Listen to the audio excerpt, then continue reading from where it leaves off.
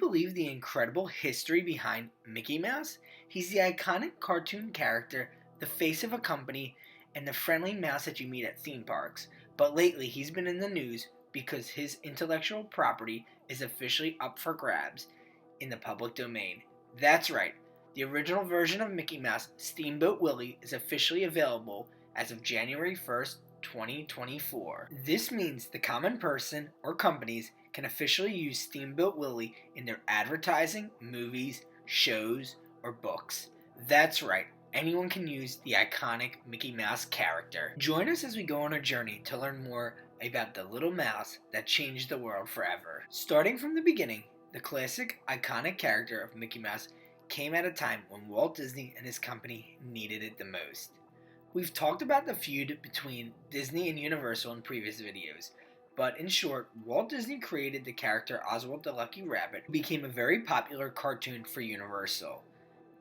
The partnership between Walt Disney, Charles Mintz, and Universal Pictures was very successful. However, essentially Mintz and Universal Pictures would take control of the famous character to use it for their own purpose. This moment would totally change the Walt Disney Company and Walt Disney forever.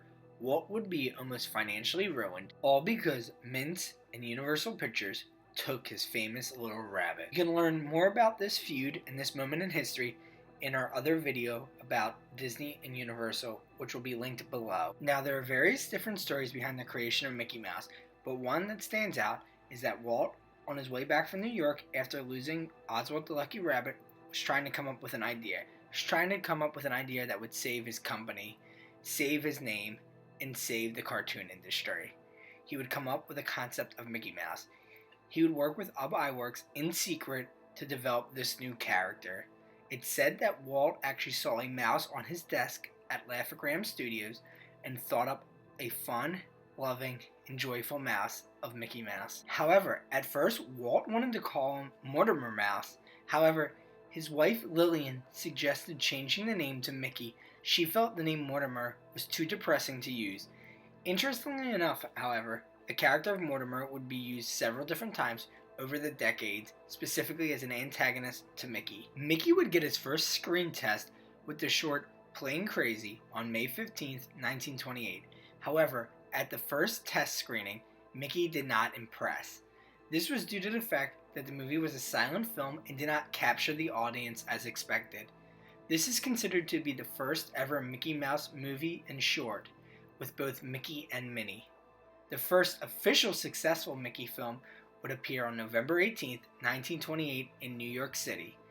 This would be the much talked about and the famous Steamboat Willie, which has officially hit the public domain. The release of Steamboat Willie was co-directed with Walt Disney and Ub Iwerks. The short was a parody of the Buster Keaton Steamboat Bill Jr. It was technically the third ever Mickey film, however, it was the first that found a distributor. The Walt Disney Company acknowledged this as Mickey's debut. This short film would be the first cartoon with synchronized sound, which was monumental for the time period. This one mouse was able to completely change the game forever and completely save the Walt Disney Company. Mickey, however, would not speak until 1929. This is when the short animated film, The Carnival Kid, was released by Celebrity Productions. This would be the 9th film in the Mickey Mouse series. Prior to this, Mickey would only whistle, laugh, or make other sounds. Mickey's first ever words would be "hot dogs, hot dogs."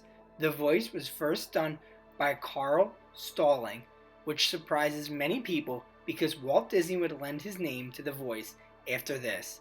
This short would actually be a reused gag from the old Oswald the Rabbit shorts. This short would also have an appearance of Clarabelle Cow for the first time.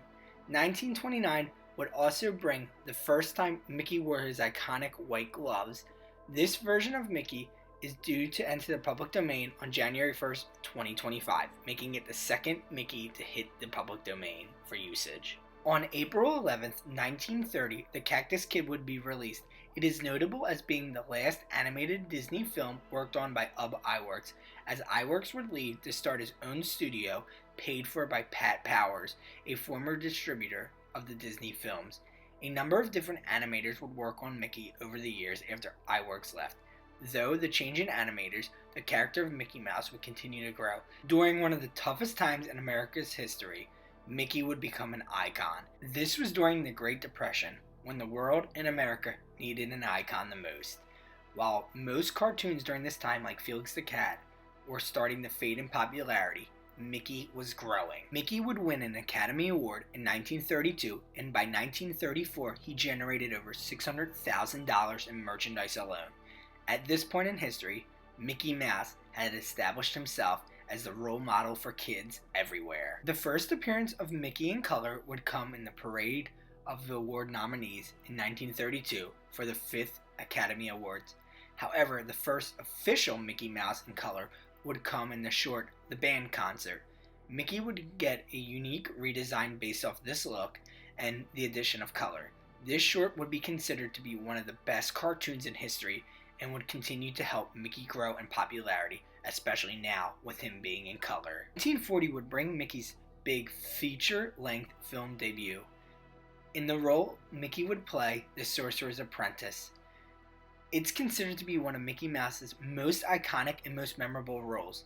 However, Fantasia almost bankrupted the Walt Disney Company due to it being a total flop and high cost to make. The audience lacked understanding of what the character was trying to showcase. It would lose almost $15 million and almost force Walt Disney to close his doors forever. After this moment, the popularity of Mickey would decline slightly during the 1940s due to changes in children's programming and the failure of this famous film. Mickey would be able to bounce back in the 1950s with his appearances on the Mickey Mouse Club.